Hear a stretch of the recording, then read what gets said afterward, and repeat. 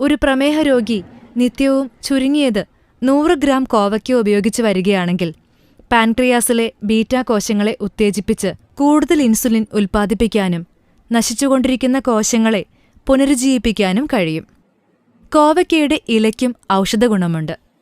കോവയ്ക്കയുടെ ഇല വേവിച്ച് ഉണക്കി പൊടിയാക്കി സൂക്ഷിക്കുക. ഈ പൊടി 1 ടീസ്പൂൺ വീതം 3 നേരം ചൂടുവെള്ളത്തിൽ കലക്കി ദിവസവും സേവിക്കുകയാണെങ്കിൽ സോറിയാസിസ് കൊണ്ട് ബുദ്ധിമുട്ടുന്ന രോഗികൾക്ക് ആശ്വാസം ലഭിക്കും.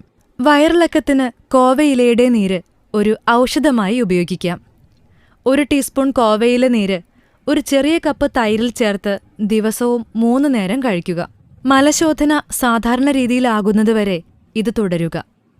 കോവയ്ക്ക കൊണ്ട് സ്വാദിഷ്ടമായ സലാഡും തോരനും ഉണ്ടാക്കാം. പ്രമേഹ രോഗികൾ നിത്യവും അവരുടെ ഭക്ഷണക്രമത്തിൽ കോവയ്ക്കയെ ഉൾപ്പെടുത്തുന്നത് എന്തുകൊണ്ടും നല്ലതായിരിക്കും. കോവലിന്റെ ഇളം കായ്കൾ